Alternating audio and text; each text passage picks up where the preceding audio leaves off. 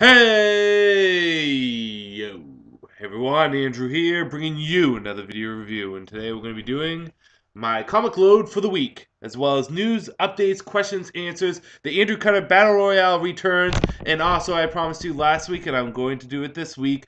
I'm going to talk about my thoughts on the DC movie lineup going up to 2020, as well as I will talk about my opinions on the four DC shows that are out right now: Constantine, Flash, Gotham, and Arrow. And which ones I like, which ones I don't, what is succeeding, what is not, and just overall that kind of stuff.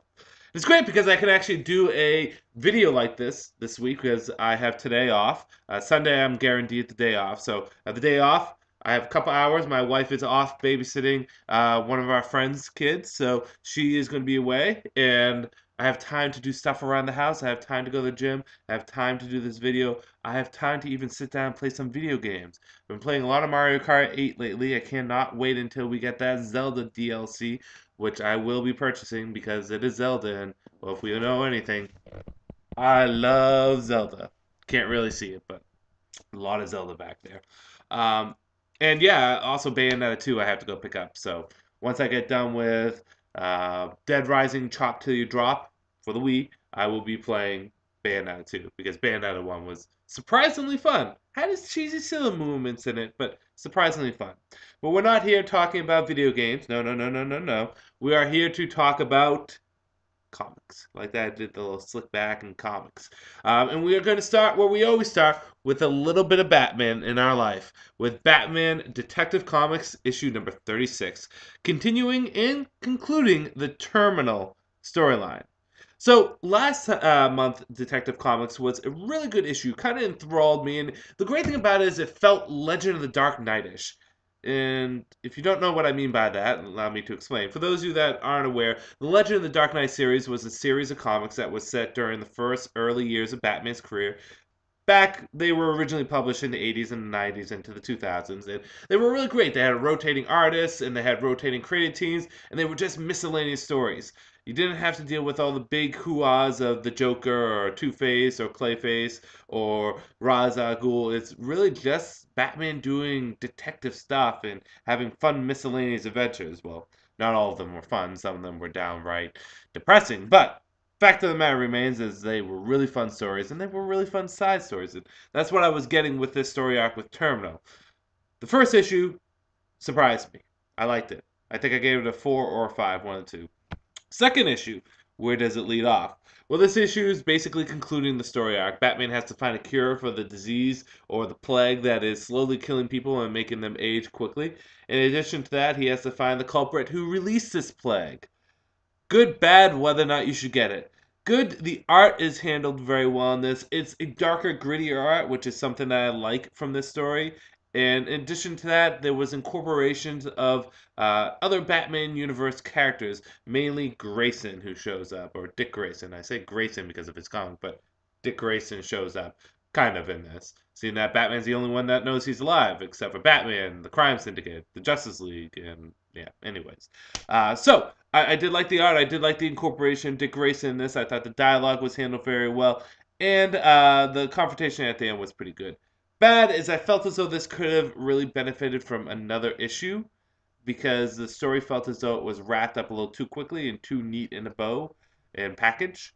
It would have been nice if we had another issue to kind of expand the story and get that real desperation and dread and maybe have a twist that we didn't see going, because there was no twist in this. It was a very simple, straight to the point story, which there doesn't need to be a twist in a comic, no, but I think this really could have actually benefited from it. On the whole, Detective Comics issue number 36 was a good comic. Wasn't as good as last month. I will give it a 3.5 out of 5. I still recommend picking up last month's and this month's issue if you want a good side story.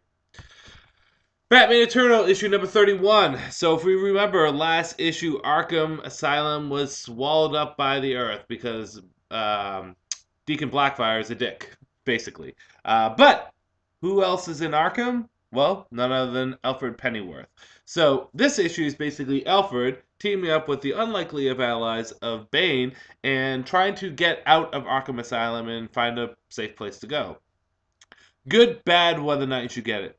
The emotions and feeling in this issue were pretty strong, especially between Batman and Penny 2, which is Alfred's daughter. Penny 1, Penny 2, get it? So the emotion between them were pretty good, and the subtle moments were really worked out for this comic. The art was good, like last week, continuing the same artist, and I really did like the Bane Alfred team up because, well, Alfred shows how much of a badass he is. Some people forget Alfred's a badass in many ways. He can kick ass and take names, he can heal you up, and he can make a mean turkey club. Really talented butler. And the ending was really good. Really no downsides to this issue. Nothing that really wowed me. I'm going to give it a 4 out of 5. Continue picking it up. Apparently Batman Eternal is going to end and then start back up with a year 2. So they're going to conclude their first story arc, which is, I guess, going to be the Hush one, and lead up into the, the foreshadowing in the first issue, and then they're going to do year 2. So, moving onwards and upwards, we're going to Grayson issue number 4. Boy, I like this comic, but I do miss Nightwing. It's kind of funny. There's a web series online that has about 6 episodes that is doing a Grayson story that's pretty fun. It reminds me how much I miss him being Nightwing. It's a Nightwing series. Sorry, Nightwing miniseries. But putting that aside, again, I love the Grayson comic, and this issue continues the fun kind of whirlwind that is the comic. You get a little bit more of a detail into what Spiral is and where Dick is staying and exactly what he has to do to stay on top of things, because at first Batman's sending him in to do this job, and he says, boy, don't worry, you can handle this. Just figure out how we're going to defeat these guys. This issue, Batman goes, oh shit, I should have taken these guys a lot more seriously. You got to be careful, Dick. This is not good. You should jump out now. But Dick Grayson, being the ever lovable, brave individual that he is, decides to stick it in and continue doing what he's doing, while at the same time having a little fun along the way. The art is good in this. It continues the same art we've been having from issue 1 onwards, so consistent art, which is great. Helena and him kind of bouncing back and forth is fun, and there's some good art action scenes here. Not necessarily fight scenes, but action scenes.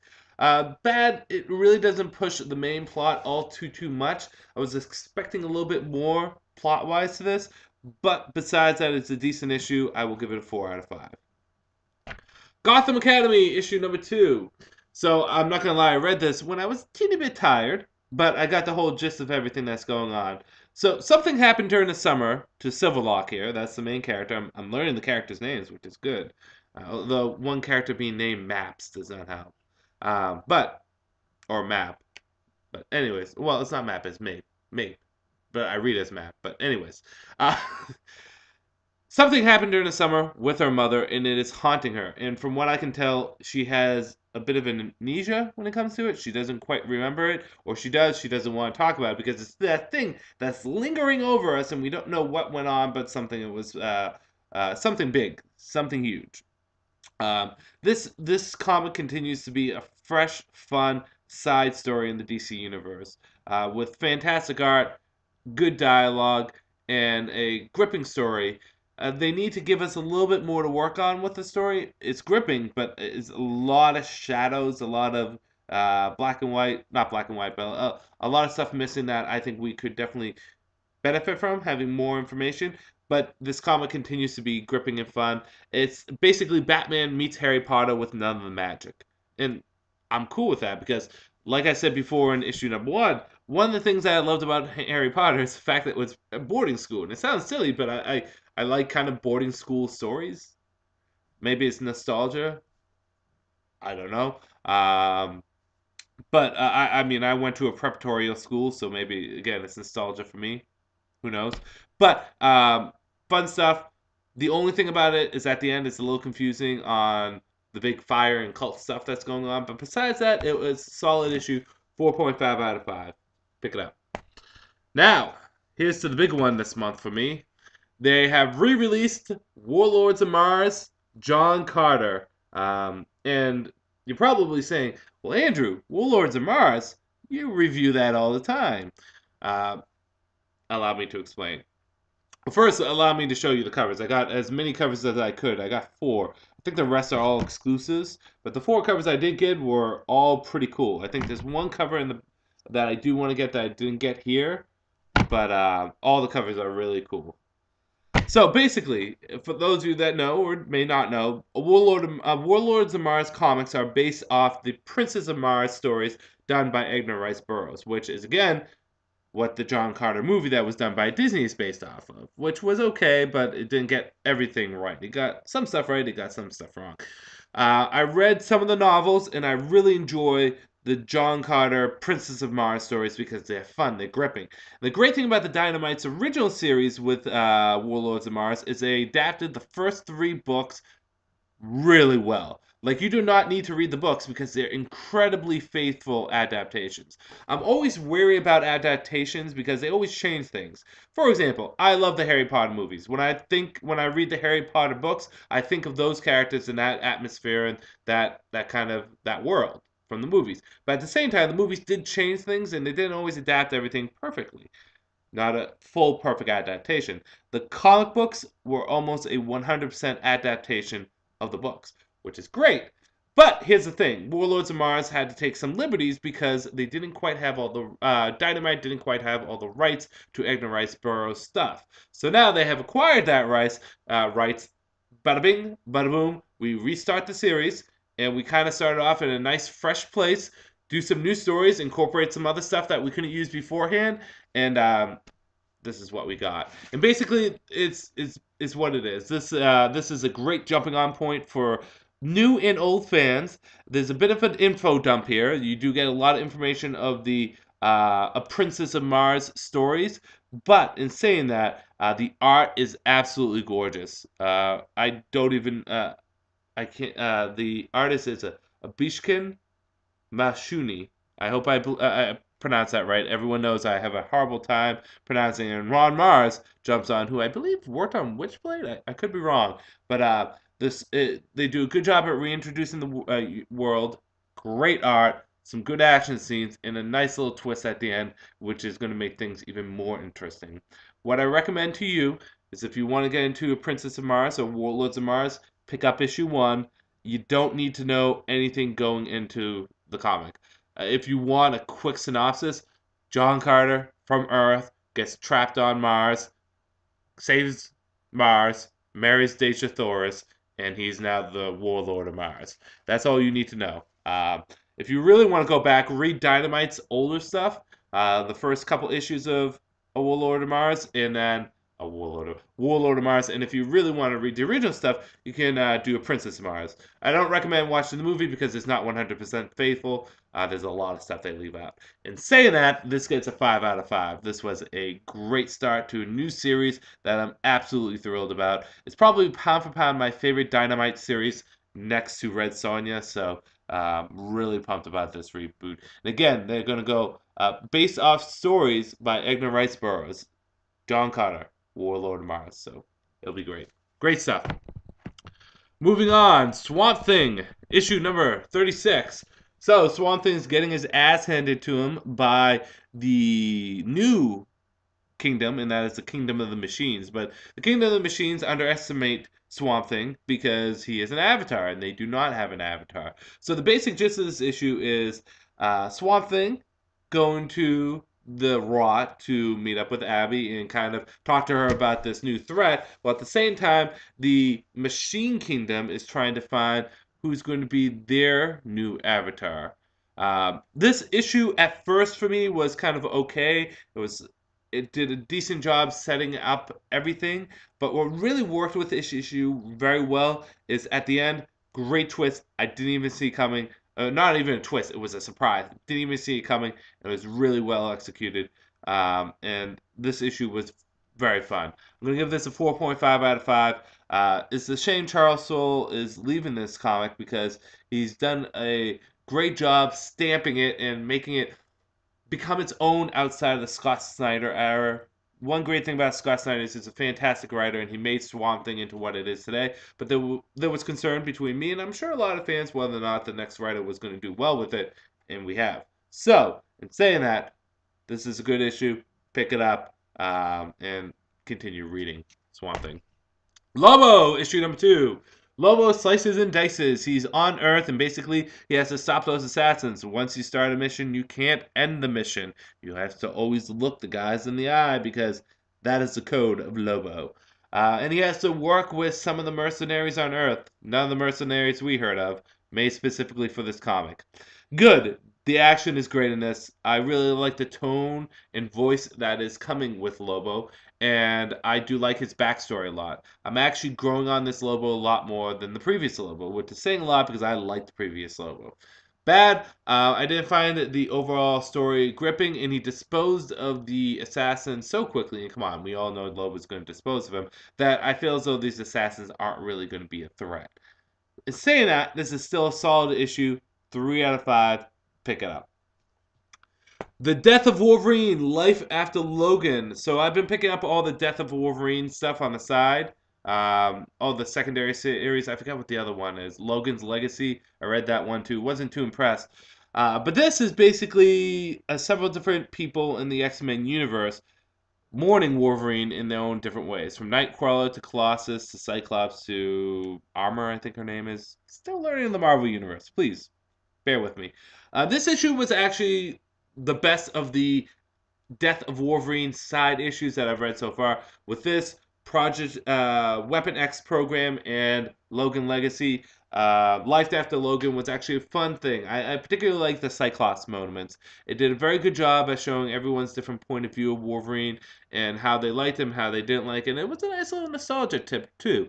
I may have not read many Marvel comics during the 90s, and I didn't read any during the early 2000s, but it did hit like, oh, shit, this Cyclops in his old costume and Wolverine in the old costume.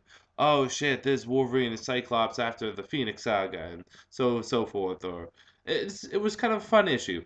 I don't know if they're gonna do more of this. I hope they do because I do like morning issues, and this was a fairly good one. 4 out of 5. Continuing the Death of Logan, or Death of Wolverine stuff, we have the Weapon X program issue number 1. This issue is just a bunch of miscellaneous people that were part of that program that Wolverine stopped that caused his death. Spoilers, sorry, you probably should have read it by now. And it's been like 3 weeks? Whatever. This issue was not as good. It had some good action in it, and it has a good idea behind it, but nothing gripped me. The dialogue didn't grip me. Even the nice little twist at the end didn't grip me. It was an okay issue, but an okay at that. 2.5 out of 5. Green Lantern, issue number 36. Godhead, Act 2. No, Chapter 2, Act 1. So, who thought it? Yet again, Hal Jordan and Sinestro teaming up. But Hal Jordan and Sinestro have a little buddy moment in this. Basically, a few things happen. One is we find out that now Hal, Sinestro, and everyone else knows that Kyle Rayner is alive. The Guardians of the Galaxy basically did a spiel, and they said, blah, blah, blah, this is why he's alive, this is why we hit him. And Hal's basically like, you're no better than the other Guardians. You're a little bit of liars. You liar, liar, liar, liar, liar, pants on fire. And Sinestro basically tells him, what the hell are you doing, Hal? Why are you trying to plan? You should just be impulsive and do something on a whim. That's why you always won, is because you worked off your impulses and your gut feeling. And boy, does he work off his gut feeling, because Hal Jordan makes a deal with the devil, quite literally. Good, bad, whether or not you should get it.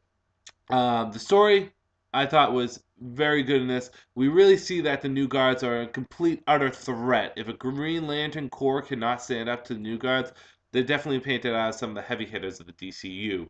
Sinestro and Hal's dialogue back and forth was fun, and you see the buddy-buddy moments there, but at the same time, they don't really like each other, but they do because they're best friends, but they're not best friends. But hey, they have a bromance.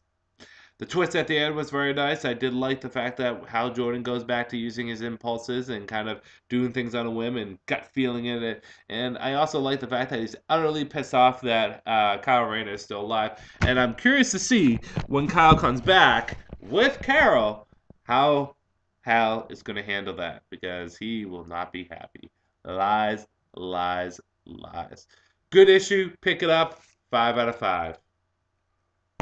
Angel and Faith, issue number 8. This series, since The previous creative team left has just been mediocre at best, and I'm going to stick this at a 2.5 out of 5. The Angel stuff is good, the Face stuff is not so much. And what was so good about this series beforehand was the fact that Angel and Faith were teaming up together. Now the fact that you have two stories going on with two protagonists, it really kind of takes away from each story. I can't get into the Angel story and I can't get in the Faith story. I tried to do both, but it's just not working for me. So yeah, Angel and Faith. Gotta get these two back together. Moving on, Superman Unchained, issue number 9, the last issue. This was actually a pretty solid issue that tied up Superman Unchained fairly well. Superman Unchained only major problem as a series was it was riddled with delays. And that's because Scott Snyder and Jim Lee working together had their own kind of things that they wanted to do, and they wanted to try stuff different. And Jim Lee's such a great artist that maybe he takes a little bit longer. I don't know, but it had delays. This took over a year to tell, I think. It is only 9 issues. So the thing is I think that's the thing that hurt Superman Unchained beforehand, and when you collect it into trade or paperback, it's definitely going to succeed a lot better because it's going to be told a lot better. And basically, this is Superman versus the war fleet that's up in the air and all that fun stuff. The only disadvantage to this issue, I would say, there is because it had good resolve. I really did like the connection between Lois and Clark in this, or Lois and Superman. The only thing that really, I think, hurt this issue was the fact that that fleet, that armada, was really not played up that well. The final issue should have been a final fight between the Wraith and Superman. But in saying that, this was a solid issue, one of Scott's better endings to a story arc, because Scott Snyder likes to do a lot at the very end of a story arc. This was very well paced and handled very well with that. And Superman Unchained is sadly coming to an end. I would have liked to continued with Jim Lee and Scott Snyder, but I mean, nothing lasts forever. So, 4.5 out of 5. And it has a great pan around issue cover. Look at that. Goes all around the book.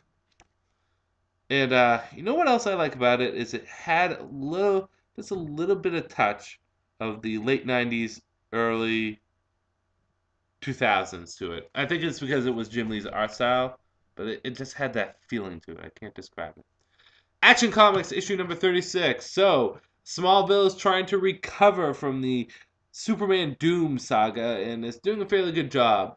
However, can't recover when you're being overrun by zombies. Yeah, sounds silly. But they're alien zombies, kind of, in a way. Don't want to reveal, but basically, Smallville is turning into Horrorville, and Superman has to work with Lana and Steel to stop this threat. What was really a strong point of this issue was I liked Lana and Steel kind of being a couple. I think they're a great couple. I want to continue seeing it. And again, Greg Pak is doing a great job of making Lana into her own character. I want to see more of her. I want to see her continue to grow and thrive and be much better of a character in the New 52 than she ever was in the previous. She was just a girlfriend in the previous continuity. Now she's kind of a hero. So continue doing what you're doing. The subtle moments in this were nice. From Lana looking over to her parents' bed and knowing that her parents are dead, to Superman flying down and saying, "I'll promise to help you out, Lana." And Lana says, basically, "Don't make promises you can't keep," kind of shit. I mean, there's some subtle moments that are nice in this. Can't really say this too much bad. I'm gonna give this a 4 out of 5 though. Nothing that makes it stand out overwhelmingly. It does everything right, but nothing explosively amazing. But still, Action Comics has been incredibly gripping since Mr. Pack has jumped on. Spider-Verse, Part 1 for the Amazing Spider-Man issue number 9. So, this is basically Morbius, I think his name is, or whatever his name is. Vampires are going around to multiple universes and killing Spider-Man because they taste good. Sure. And all the Spider-Mans are coming together on 616 because that's where the best Spider-Man is, because he's the Main Street Spider-Man, and they have to go and fight these evil vampires that are killing other Spider-Man and work together. The concept is actually really, really fun. I like seeing all these Spider-Mans work together and all the Spidey-Universe stuff happening. And in addition to that, I think Silk is turning into more and more fun of a character. I like the introduction of her. It's kind of cool to see the Spider-Woman, Gwen Stacy show up, as well as Scarlet Spider, Ben Reilly show up too. A lot of names from the past, although they're from different universes, so they're not quite the ones we know and love, but still, it's kind of cool to see them go up. And in addition to that, the story is laid out pretty good. Bad. Why are these vampires killing the spiders? Why are they going to all these different universes? Maybe there's something in the epilogue that I missed, but I felt as though the bad guys really didn't do it for me as much. Maybe it's because they're vampires, and I know Spider-Man has fought vampires before, but I was hoping for a different kind of threat that the spiders can go up against. In addition to that, if this is going to span out into a multiple platform series, I'm not going to read all of it. I'm only picking up Spider-Man. I'm not picking up any of the other Spider books. Saying that, it's a start to a good story arc, and it was handled well. What was particularly nice about this was the dialogue and the art. So it got a lot of stuff right. I will give this a 4 out of 5. Moving on to Blood Queen, issue number 6, the final issue to Blood Queen, which is disappointing in many ways. One, this comic has been a great fantasy sword and sorcery comic that told a fun story that was enjoyable and well-paced and really started up this whole conspiracy thing, which was great. Art was great, concept was great, really fleshed things out. The fact it's only going to issue 6 meant the last 2 issues were rushed so much that they dived into a pile of stones and broke up and shattered to pieces. Now, what I'm going to say is this issue has a lot of good action, a lot of good dialogue, and a lot of shit going on, which is fun. But at the same time, so much was rushed and so much was left hanging. I don't know if it was originally intended Blood Queen only be 6 issues, or if it just didn't do well enough in sales that they had to rush things at the end, which was disappointing because boy oh boy, this was a fun series. But it is what it is. I'm going to give this a 3 out of 5. It could have done better for a series that was doing so good. Talking about another Dynamite series, we have Vampirella issue number 6. So, Vampirella has been basically consuming the hearts of all these various different rare vampires in order to become stronger, to fight against the darkness or the Lady of Darkness, to fight against the bad guys of the cult, so on and so forth. I'm still learning names. Vampirella is still new to me. But anyways, this issue had a lot of action, had a lot of twists and turns, and it was a good close to the first story arc. Just going to say this, it is for Vampirella, it was a 5 out of 5.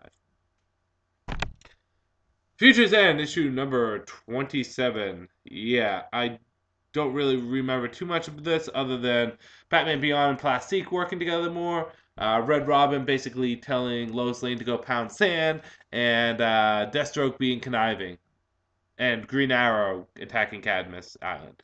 I want to continue liking this story because it's going to lead into Convergence, which is going to be an amazing kind of thing going on in DC. If you don't know what Convergence is, I'm sorry, look it up. But in saying that, I just didn't grip to this issue. 2 out of 5. Injustice! Gods Among Us, Year 3, issue number 3. So, Batman and Constantine realize that the Spectre is working with Superman. And they're like, oh, snap dog, the Spectre, you don't screw with that. So they need to get some help. And they go to a person that does not like John Constantine at all in order to get that help. In addition to this, Superman is falling more and more into darkness and accepting the Sinestro Corps more and more every day. Will Batman? Well, why do I even do these setups? Of course, we know Batman's going to find a way around it. We played the video game, but this story has been gripping and good time and time again. This has been a consistent 5 out of 5 story and a great tie-in story. That's why I'm so pumped for the new Mortal Kombat comic coming out, because if they continue what they're doing here in the Mortal Kombat comic, it's going to be a great comic. This is 5 out of 5. Tiny Titans, issue number 6, Return to the Treehouse. Pick it up. It's fun, it's enjoyable, it'll make you laugh, and it'll make you remember being a kid. That's all you need to know about Tiny Titans. Green Arrow, issue number 36. We see more Felicity Smoke in this, and I want to talk a little bit about Felicity being in the comics, because I've heard some negative things and I heard some positive things about her being in the comics. My overall thoughts are, why not? Felicity is a great character and quite possibly, along with Diggle, the most breakout character from the Arrow TV show. She's fun, she's enjoyable, she's popular, and why not bring her into the comics? If everyone remembers, there's certain characters like, I don't know, a Miss Harleen Quinzel, who started in another form of media, a television form of media, with a cartoon, became so popular and now is one of the biggest popular characters in DC right now. Who's to say that a character from a popular TV show, like Batman the Anime Series, Arrow, like Harley Quinn, can't come over to the comics? So I'm 100% all for Felicity going to the comics and Diggle going to the comics, and I do not mind that they're making this slightly, just slightly, more like the TV show. Why not? In saying this issue was a good issue. I think the introduction to Felicity has been, on a whole, well handled. The only thing I don't like is how Oliver is just like, has an arrow to her and goes, "Why should I trust you?" She goes, "Whoa, blah, blah, blah." And he goes, "I still shouldn't trust you, but I'm going to trust you anyways." So him trusting her is a little too quick, but other than that, the issue was fairly well handled. The other thing I don't like is the bad guy. I'm really not connecting to the guy that's putting a hit out on Green Arrow, but it is what it is. Uh, this is going to get a 3.5 out of 5. Fun stuff, like Felicity in there. The story needs to amp up a bit, so I'm curious to see where it's going to go from here. Hopefully, it'll amp up more. Aquaman and the Others, issue number 7. Fighting the KGB beast a little bit more, but we also get some secrets show up into this issue. Some lies and truths and all the other stuff showing up. I like the fact that they're going against the KGB beast. I hope I said that right. Who was a great character in Batman. They kind of referenced 10 Nights of the Beast in this, saying that he was such a formidable opponent that he, escaping American, cut off his own arm. They don't say Batman initially. Maybe it wasn't Batman this time around, but it was kind of cool that they made reference. I like how the characters are all coming together, and there's a twist here and there at the end, which is also pretty cool. So, 3 out of 5. Coming to the end, the last 3 issues. Earth 2, issue number 28, is basically telling us about the 4 warriors of Apocalypse, or the 4 horsemen of Apocalypse, who they are, where they come from, what they did, and why they're at what they're at right now. Some of them were well-handled stories, some of them were kind of creepy, some of them were kind of cool. So, on a whole, gives you some backstory, if anything. Not necessary to pick up, so if you want to skip it this week, you can, but still pretty good. Earth 2, World's End. Solid issue, continuing the story. We get to see a shocker twist at the end, which I don't believe it, but hey, maybe it might be the case. And more of the Earth 2 team taking on the bad guys. Oh, and Green Lantern needs to team up with Solomon Grundy. Yeah. Solid issue, 4 out of 5. I'm curious to see where this story is going. Hopefully they don't blow up Earth 2. That would suck. And finally, Justice League 3000. So, Terry, who is one of the twins, who killed his sister, who became the new Flash, is upset because, well, the Justice League is powerful. They're enemies that he does not want to deal with. So what does he do? He resurrects Bane, Zeus, Lois Lane, Sinestro, and Mirror Master to make his Injustice League. And at the end, we get a nice little twist that's going to lead us into the story arc with some blue and gold. Everyone knows that means. I really liked this issue. I liked how the dialogue wasn't too heavy. We all know Keith Giffen loves dialogue, and I do love his dialogue, but sometimes he can throw a lot in there. But it feels like a fresh new start and a good jumping on point for people. If you haven't read Justice League 3000 yet, this is a decent jumping on point. It's an aftermath issue, but it also kind of sets the stage. It's like, oh, we're going to be based out of here. We're going to be doing this and that. We're going to be a team. We're actually going to be a team. It's a nice recovery issue, and it's nice leading into what will be the new story arc. Great jumping on point. Great jumping on point. And this, I believe this comic is on the cusp of being canceled. Don't let it get canceled. This is technically an Elseworld story. This is set, it's not in the prime DC universe. This is in a DC universe similar to that of the pre-New 52 Keith Giffen's Justice League International stuff. It's set in that universe. But it's a fun comic. It's really fun. It's different, but it's fun. So yes, there we go. That is the comics for the week. A lot of stuff came out. This was a big-ass week. Let me just adjust everything. If I had to say there was one comic of the week, I guess my Andrewcutter pick. I know I usually do 3, but I haven't thought that far in advance for 3. I would say it goes to the Warlords of Mars series. This comic was just spectacular, and I think it tugged at the stuff that I enjoy a lot about comics, about the swashbucklingness, the adventureness, almost serialness of the comic. But it does a good job, and it's something that I recommend everyone jump on. So yes, Warlords of Mars. So let's do the Andrewcutter Battle Royale for the week because I haven't done it for a while and I feel bad about this, but we're gonna start it back up. And I've been on 2 fixes as of lately. I've been on a DC TV show fix because I'm going to talk about that later. And I've also been on a TMNT fix. I'm always on a TMNT fix, but a lot recently. There's some new figures that came out that are supposed to be of the original comic art form, which is cool. I got the Leonardo because Leo's my favorite, but I'm gonna try to pick up the others, and yeah, I'm on a little fix for that. So with that said, I'm gonna take something from one fix and something from another fix, kind of work them together. Today's battle royale is going to be Leonardo from the Teenage Mutant Ninja Turtles versus Oliver Queen, Green Arrow, member of the Justice League. Yes. So let's start things off by talking about Leonardo. Basic information that you need about know about Leonardo. Leonardo is the eldest brother of the Teenage Mutant Ninja Turtles, and with that, he is the leader of the team. He is the calmest and most disciplined of the bunch. He is also quite possibly the most skilled. If Raphael is physically the strongest, if Michelangelo is physically the fastest, if Donatello is physically the toughest, well, Leonardo is physically the most skilled.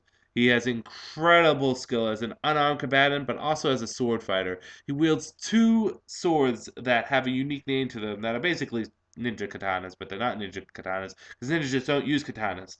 But they're fake swords, so ninja katanas.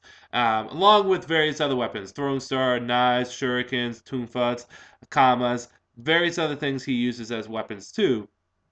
But his main weapon is his swords and his unarmed capabilities, which he's a master at both. He's an incredible acrobat and also a strategic mastermind, which are his main and most important skills. He's a mastermind, a skilled warrior, and an acrobat. In addition to that, Leonardo is a mutant, a teenage mutant, and he's a Ninja Turtle. Being a mutant, he has enhanced speed, strength, and durability, coupled with the fact that a good 60% of his body is covered by hard shell. So the only really exposed areas he has is his arms, his legs, and his head. His underbelly shell is a little bit weaker than his rear hide shell, but he does have a bit of a resistance and armor to him. And again, he's a ninja, so he uses his atmosphere to his advantage. The shadows are his friends. In any environment, can be a tool, a weapon, or a shield for everything that he needs to do. If Leonardo has a weakness, I don't know what it is. He is so clear in mind and calm that he actually handles things very well. There is one point in the comics where he was brain controlled by magic to do the evil biddings of Oroku Saki, and eventually he got the mind control taken away of. But that's not necessarily a weakness because anyone being mind controlled and with magic would, I mean, you can't really help it. Shit happens. But for the most part, Leonardo doesn't have a weakness. He's not overconfident. He's just plain flat confident. He's not cocky at all. He's just plain fat good. He knows he's good and he works to his advantages. And he's humbled by defeat. He's always willing to learn and always willing to grow. And that makes him the most dangerous, skilled, and best of the Teenage Mutant Ninja Turtles. Because he is willing to become the best at what he needs to be. And in the comics, along with the TV shows, he's usually the one that always takes out the big bag. In the original comics, he's the one that took out Shredder. He stabbed him right through the chest. Although Shredder tried to blow them up with a grenade before he died, and Donatello knocked him off the building. But it is Leonardo that defeated him. In the IDW comics that are going on right now, it's Leonardo that is the one that's been able to take on the Shredder, especially in his own micro series. And in the movies and the TV show, he has gone up against the Shredder more than the others. Leonardo is a deadly combatant. But can he hold tough against his opponent, Oliver Queen? Now, the Oliver Queen I'm going to pick from is from the comic universe because, well, it's quite possibly the best version of Oliver Queen and the most skilled and fierce of the bunch. Green Arrow is an exceptional marksman, and I'm pointing that out now. An exceptional marksman. He hits his targets 95% of the time, if not almost 100. And it's only when he faces against an opponent that can either dodge or block his arrows to a superhuman degree does he miss. Green Arrow is not only an exceptional marksman, but he's an incredible hand-to-hand combatant. Not quite the master that may say Lady Shiva, Batman, Black Canary, Dick Grayson, or Slade Wilson may be, but he has enough hand-to-hand combat skills to take on most well-trained fighters in the DC universe. He also has various different weapons and tools to his advantage. He has various different trick arrows, from exploding arrows, from smoke bomb arrows, to our classic punching bag arrow, which isn't used in DCU, but hey, it is. From buzzsaw arrows to tracer arrows to various to glue arrows to cement arrows to foam arrows to explosive arrows, which I already said, to arrows that split up into multiple arrows. He has a ton of different arrows, which is probably going to be his biggest advantage in this fight, is the diversity and multiple different weapons that he has. He has an arrow for every single situation, which a lot of people don't realize makes Green Arrow one of the most versatile superheroes out there. He can get in rough and tough with the best of them, but at the distance, that is where his strength is. He has an arrow for every situation, and he knows how to use them.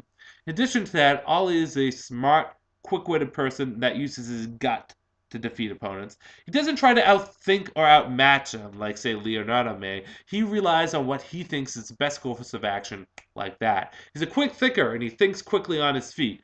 Maybe not all decisions may be the brightest, but he goes with them, and he commits to it, which can be said a lot about a person. Someone that commits to something right on a whim and goes for it. Sure, it may not always be right, but if you commit to it, it may work out the best for you.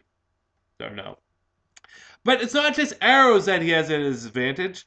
Green Arrow also continues to keep a lot of various different other stuff on him, from smoke grenades to flash grenades to sometimes the screaming sticks. He's even been known to use swords from time to time, although those are rare and far in between. And if necessary, he can use his bow as a melee weapon. His bow can be compressed and turned into a melee weapon on a whim to go head to head with an opponent. So, the stage is set.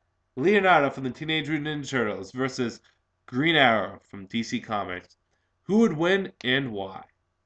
Well, if I had to give a percentile, I would give it 65% of the time to Leonardo. And the reason being is this. Green Arrow has an exceptional advantage at his range with all the various different arrows, and that may be the key to him winning. But here's the thing. Leonardo has enhanced speed, strength, and durability from being a mutant. His hand-eye reflexes are incredible. They're not quite the level of, say, Wonder Woman or Superman or Flash, but he's basically like minor Deathstroke level of speed and ability. He's kind of like Captain America almost. I wouldn't doubt Leonardo being able to A, dodge green arrows, B, deflect his arrows, or C, catch his arrows. Kind of like a D&D monk, he may be able to even catch his arrows. Leonardo is that quick and skilled. In addition to that, Leonardo is calm and patient enough that he can play the waiting game with Green Arrow, deflecting, catching, or avoiding the arrows, which would either 1, frustrate Green Arrow, or 2, deplete his weapons or his ammunition for the arrows. Then Green Arrow would need to go in close in combat. While Green Arrow is an exceptional hand-to-hand combatant, he's not a master fighter like Leonardo is. Leonardo would go in there and slice and dice him or punch and kick him like nobody's business. Another thing to take into account is while Green Arrow is incredibly smart and gut going and thinks on his feet, he also has to contend with the fact that Leonardo is a ninja. Leonardo uses his environment to his advantage. While Leonardo goes by the fantasy ninja stuff where he goes straight into combat, where most ninjas back in the day really just used their tried never to go into combat. They were assassins, and if they got spotted, it's basically death. Leonardo uses his shadows to his advantage, atmosphere and environment to his advantage. He hides if he needs to. He will regroup and rethink and learn from his enemies. So that is why I think Leonardo would take the cake. It'd be a tough battle to call, and I wouldn't be surprised if Oliver Queen would be able to pull one off on him. But Leonardo, in the long run, would win. If you have a suggestion for an Andrewcutter Battle Royale, please post it down below. I only have combatants fight once, I may have them fight again, but I haven't done that yet. But if you have a suggestion, post it down below. I would love to hear it, and I would love to talk about it. So, with that said, I'm going to pause this video for a moment because I want to get some water because my mouth is getting parched. Then we're going to talk about DC movies and we're going to talk about DC TV shows. One moment. Okay, let's jump into our next subject, and that's going to be of the 4 shows that are currently out with DC Comics and my thoughts on them, and also the movies that are going to be coming out for DC Comics that are going to be coming out up to 2020. So, in the next 6 years. Wow. 6 years of comic movies. That's a lot. So, anyways, let us begin, and let's start off with the TV shows. There's currently 4 TV shows out right now. Arrow, Gotham, Flash, and Constantine. And there's 3 separate universes. There's Arrow and Flash's universe, Gotham's universe, and Constantine's universe. They don't necessarily all line up. So let's talk about Arrow first. Arrow has been the longest and probably the most successful of the TV shows, although to be fair, the other TV shows are only in their first season. But with that said, I started Arrow off as everyone else did when it premiered. The first 2 episodes were a little slow and it didn't quite catch my interest. So I didn't watch Arrow at all for the first season.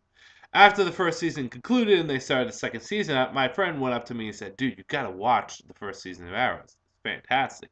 And I told him, "Well, it started off really rough. I didn't grip me." And he said, "Don't worry, it gets better.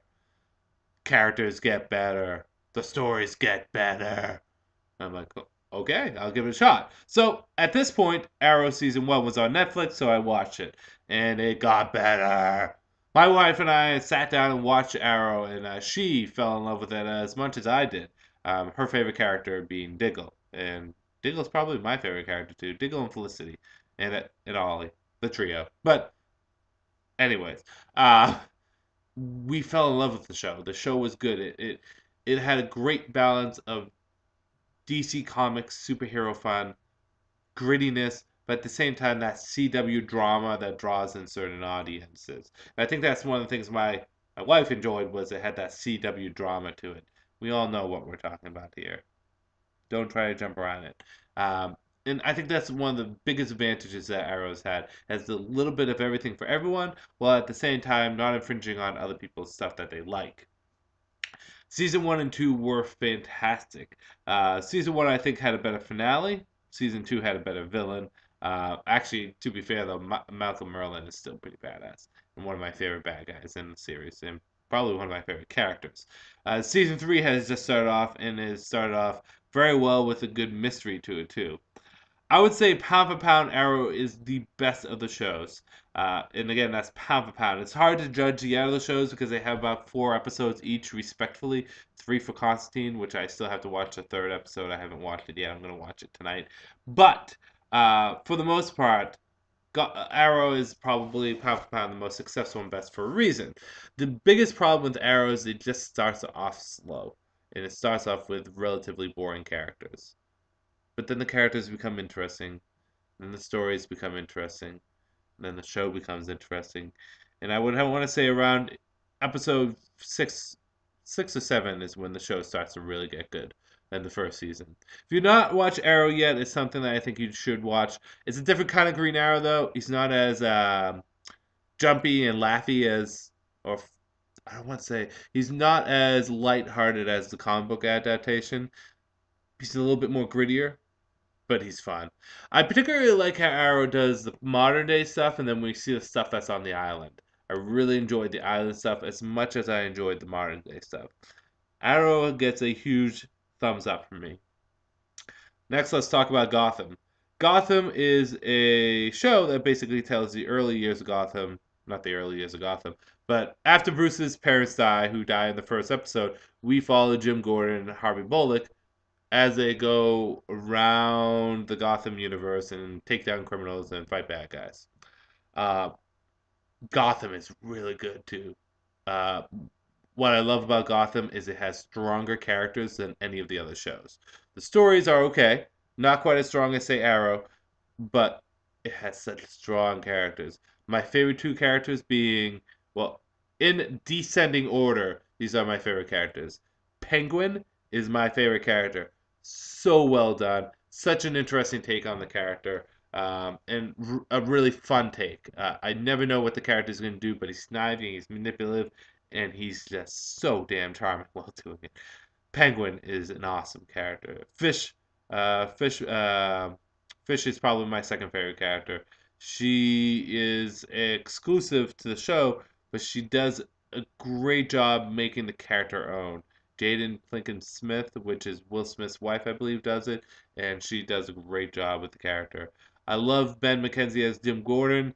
I can't help but think, the great thing is that I don't think about him on Southland or the OC when I see him as Jim Gordon. He does a pretty good Jim Gordon. And Harvey Bullock. Those are the top four, and they are great characters. And I think that's the great thing about Gotham is it has great characters. The only thing about Gotham I don't like is this. Well, I do like that they incorporate Bruce Wayne from time to time. He doesn't need to be in every episode, and I don't think Catwoman needs to be in every episode because they're just not that important right now. But Gotham, I think, has the strongest start to their series with the strongest characters in their series. So Gotham. Flash. Flash is a spin-off of Arrow, and Flash is the most superhero of them all. It is blatantly obvious about its superpowers and its supervillains. Arrow tries to tiptoe around it, kind of like, oh, Mirakuru makes them like super strong, but doesn't outright go, hey, super speed, X-ray vision, and stuff like that, or ice gun. But but Flash does, and I enjoy the fact that Flash embraces that it is a comic book TV show. It does a good job at that. What Flash also does good is it has good serial episodes. They do a Monster of the Week, and the Monster of the Weeks are usually fun, with the best one being Captain Cold so far. Like that simple. The only thing about Flash I don't like is this: is that why is everything at night? Flash is a character that's supposed to save the city during the daytime more than the night. It's always at night. It's always dark. I just don't like it. It should be more during the day. In saying that, though, while I do feel as though Flash has some of the best concepts, I feel as though it's probably the weakest show to start off. But in saying that, out of the four shows I'm talking about, it has probably the weakest start. But in saying that, I still enjoy it thoroughly. It gets a thumbs up. And then Constantine. Constantine, I've only seen 2 episodes so far. The third one came out this Friday. I missed it because we were playing D&D. We were playing Dungeons and Dragons, so I didn't get a chance. D&D takes precedence over a lot of stuff. But I'm going to watch it again today. Constantine, for the 2 episodes I have seen, has done a great job with the character. I think the gentleman that plays John Constantine, whose name escapes me, does the best job at adapting a character to a TV show. He feels like Constantine. He looks like Constantine. He talks like Constantine. I believe that he is Constantine. I like the fact they take more of a darker approach with Hellblazer-ish than the actual Constantine comic, and I feel as though it stands on its own so well. The only thing about Constantine I don't like is they jump back and forth between supporting cast a lot. Granted, I'm only 2 episodes in, but I feel as though the supporting cast, well, it changed from the first episode to the second episode, and I hope it doesn't keep doing that. And even in the second episode, it seems as though they're going to kick the girl out. I don't know if they are, but putting that all aside, I really do like how Constantine's very loyal to what the character is and what the comics is. Saying that, if I had to give a score for each show, Arrow gets a 5 out of 5.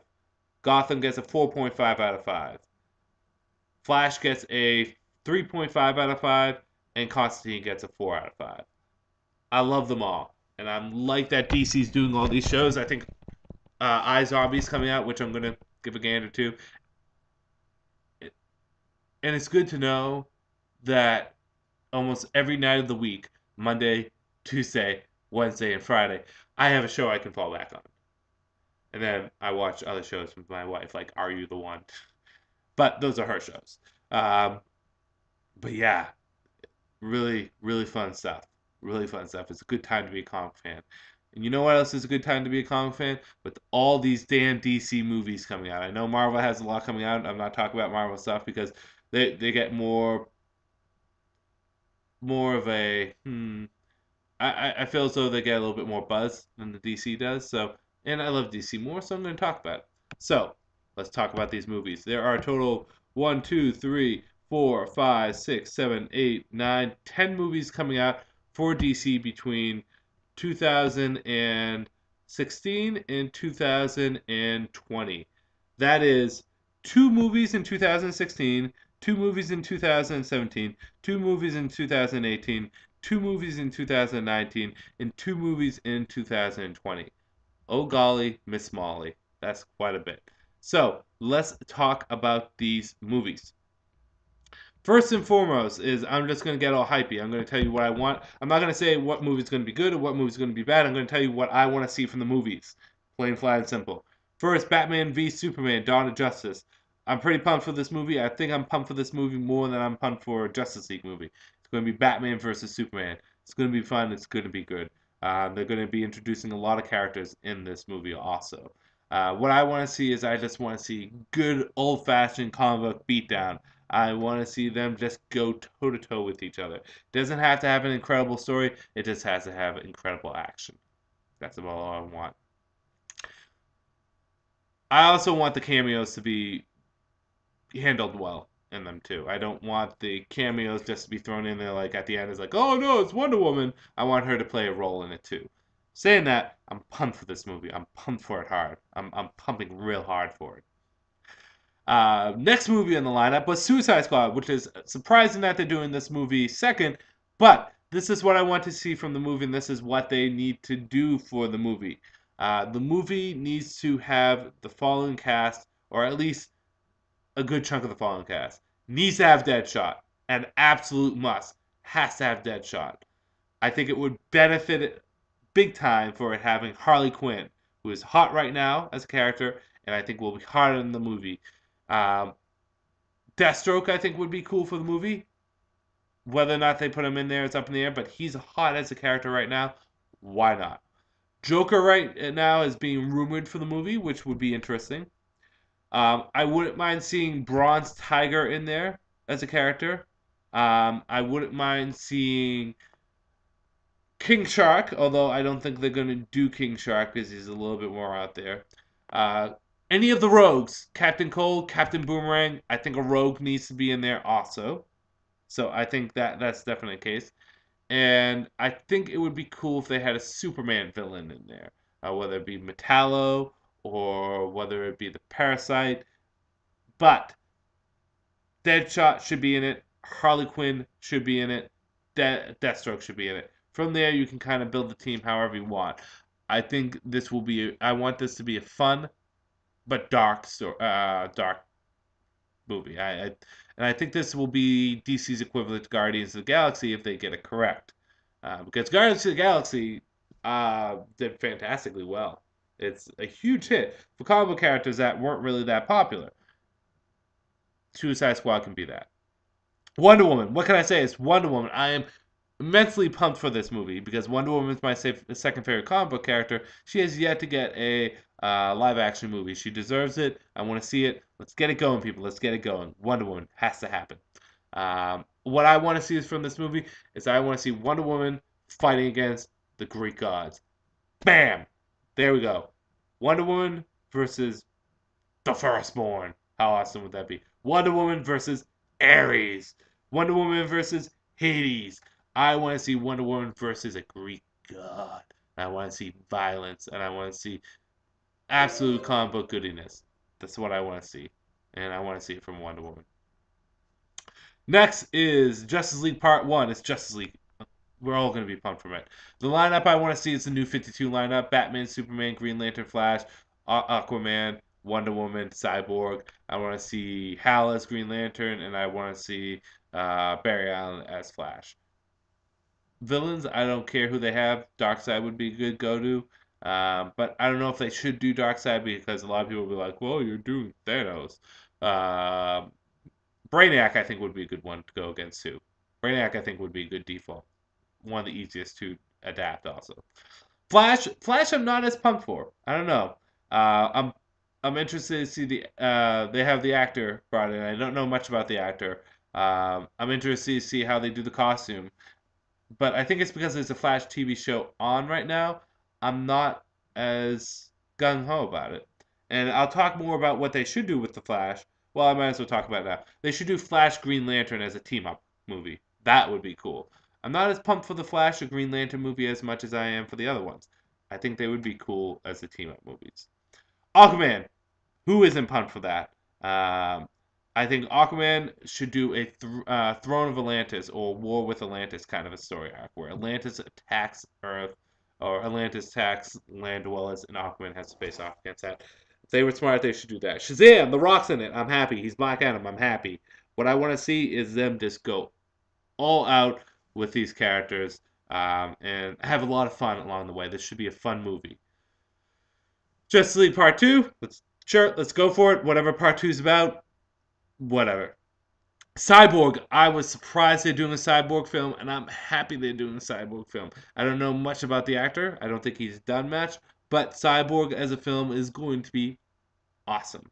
And this is why. Because Cyborg is a character whose DC's used a lot and have really been giving a lot of love to, but at the same time is I think a character that doesn't have as much that has so much untapped potential that has not been tapped into. So Cyborg, going to be awesome. And then you have the Green Lantern movie. Of the movies I'm most excited for, the top three would be the top four. Let's say the top five. Out of the 10, the five I'm most pumped for is Batman v Superman, Justice League, Wonder Woman, Cyborg, and let's say Aquaman. But they all look good. They all look good. I'm going to end this video here. There wasn't much for question and answers or in the way of questions and answers from last week. If you have a question, please post it. I'll combine the 2 weeks together. If you want to know where I get my comics at, I get them at Comically Speaking in North Reading, Mass. No, in Reading, Mass. Why did I say North Reading? In Reading, Mass. It's a place to go. Great prices. Everything will be there. Pat, the owner, he does a great job at finding you what you need. He gives it to you at a great price. If you have stuff that you want to sell, go there. And as with last week, if you want to go and see a great artist that I met at the Comic-Con, go to epicwee.com. He did my commission of my D&D character in Jealous. And if you want to see his stuff, go on his page or go on his Facebook, Epic Wee on Facebook. So I'm going to end this video here. This is Andrew saying peace out for now.